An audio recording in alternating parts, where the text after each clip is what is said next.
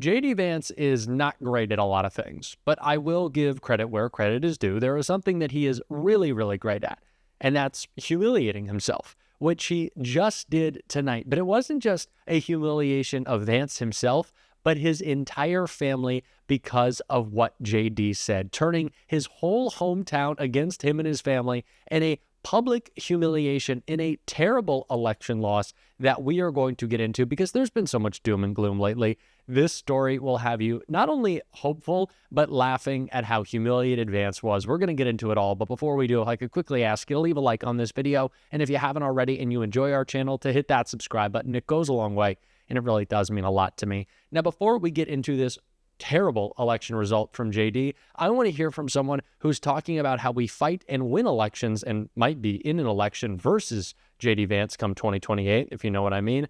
That's Pete Buttigieg right here. Yeah, I think this is really correct. Look, we have got to make sure that our opposition and everything that we're against, and obviously there is a lot to be passionately against right now, but it has to travel with a clearer picture of what we are for.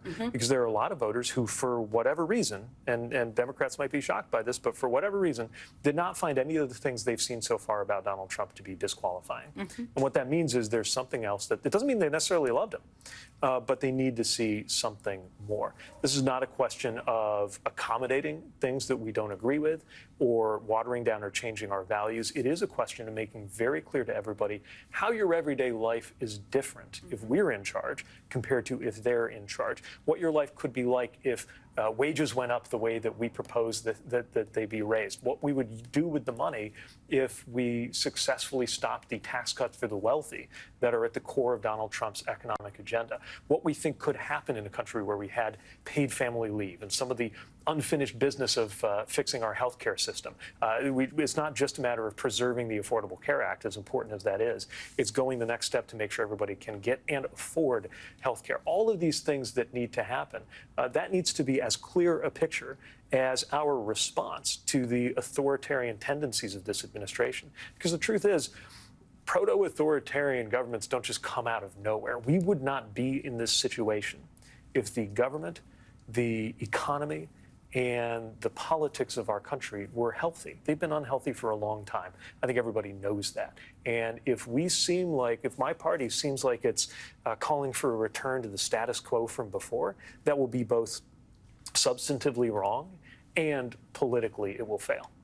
Pete Buttigieg is spot on in his analysis. We have to be tougher in the way that we fight back against this administration.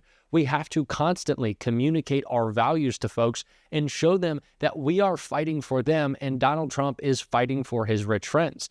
And doing so has already paid dividends. Democrats have won huge victories, blowout wins across the country, not just defeating Donald Trump, but defeating Elon Musk's dark money as well.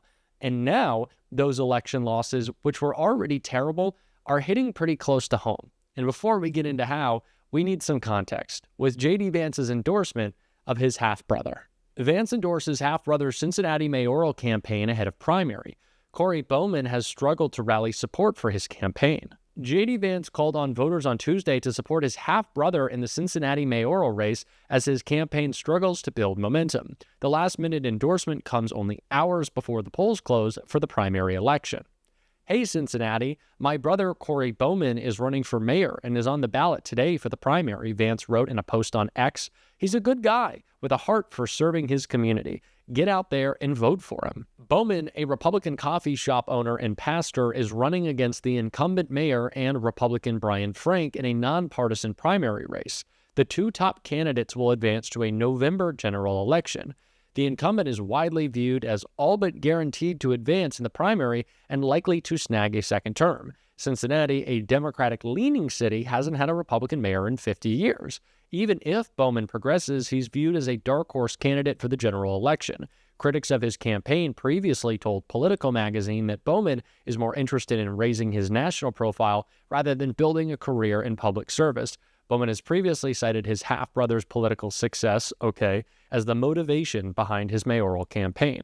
So JD swoops in at the last moment, endorses his half-brother. Well, he's got all this political charisma, so much support. It must be going so well. That endorsement must have pushed him over the edge, right? Well, Brian Tyler Cohen, who y'all might follow on YouTube as well, did some reporting on Twitter on how it's actually going. Not too great. Brian Tyler Cohen wrote, "Oh my God, JD Vance's younger brother is losing in an absolute landslide in the Cincinnati mayoral election after JD Vance endorsed him, receiving less than 14% of the vote." So in JD Vance's hometown, where he lives, his support for his half-brother did nothing.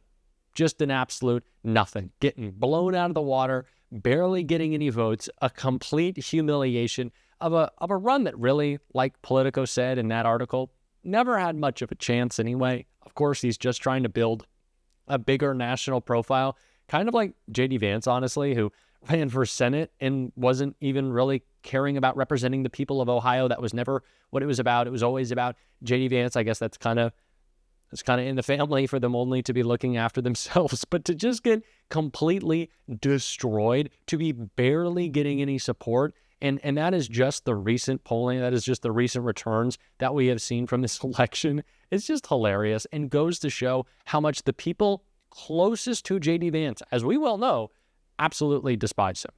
And of course they should. This is a humiliating, embarrassing, and disastrous administration of people who are playing pretend rather than doing the important work they were elected to do, which I guess it's not really important work if you're Donald Trump getting elected to do it. But I am not the only one who thinks that. Of course, Jasmine Crockett does as well. And she was hammering Trump for that just right here. Instead of the president cosplaying as the next pope, he may want to try to cosplay as an actual president of these United States. That means that he may have to do a little bit of research and decide that he wants to understand that he swore an oath. And this oath was to protect and defend the Constitution. That is the oath that he was supposedly taking on January 20th, as well as we may want the president to look into what the Declaration of Independence was about. We may want him to understand that there was a foundational document as it relates to self-determination of those who had recently gained their independence from Great Britain.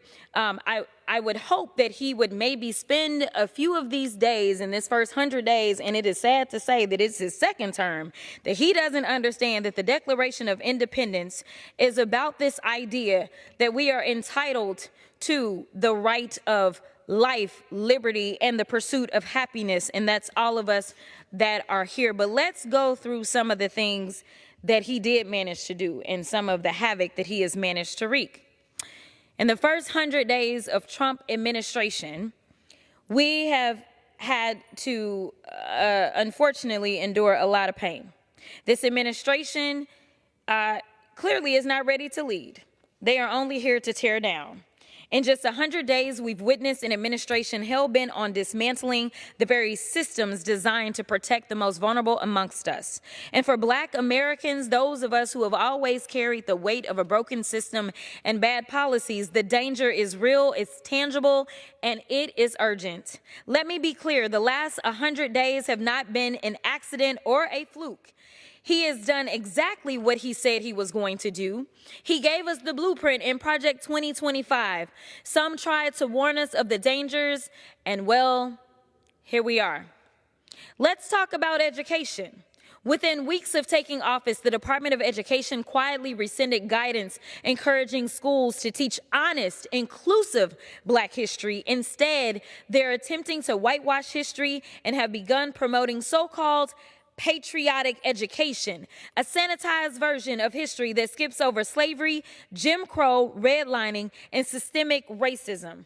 He signed an executive order reinstating, quote, common sense discipline practices in school, rolling back previous administrations' attempts to address racial disparities in school discipline practices. Make no mistake, these decisions have a direct impact on Black children, children who deserve a fair shot to learn in safe and supportive environments.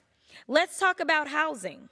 HUD announced plans to gut fair housing rules meant to fight discrimination. You know, the same ones that he violated back when he was a landlord so many years ago.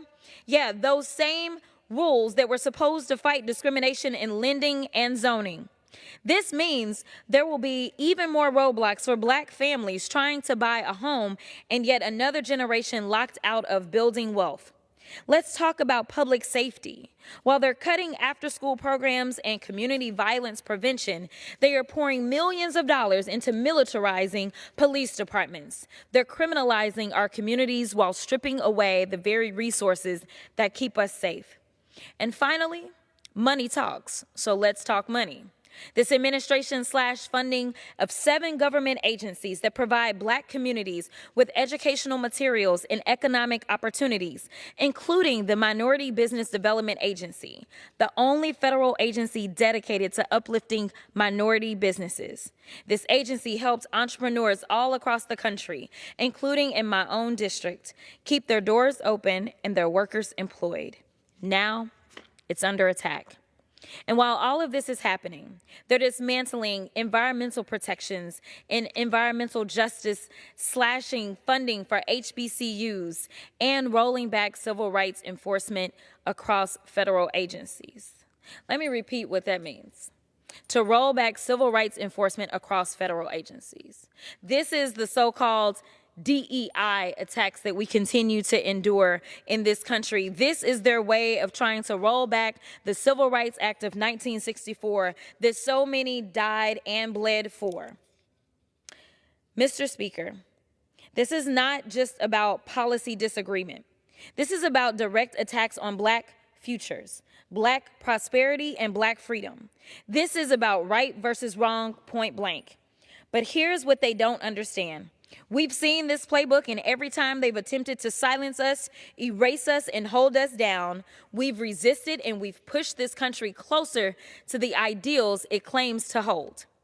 They are trying to bury us, but what they don't realize is that we are seeds and still we rise. I stand here a proud Black woman and a proud member of the Congressional Black Caucus, and I refuse to stand by while this administration tries to turn back the hands of time. We will resist. We will continue speaking truth to power, and we will keep organizing until everybody is free.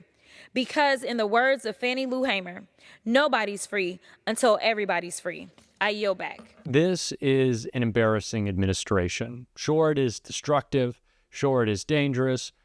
Sure, it's dumb. There's a lot of words we could use, but embarrassing feels the most honest and real. I'm embarrassed, and we all should be. But it just gives us that much more fire to go out every day and call them out. And that's what we're going to be doing on this show. Hopefully this story was a little bit of fun after a long day, week, beginning of this administration. We're going to try to have fun. And if you want to support that, as always, you can hit that subscribe button, leave a like on this video, and if you stuck around to the end, drop a blue heart in the comments. And until next time, I'll see you soon.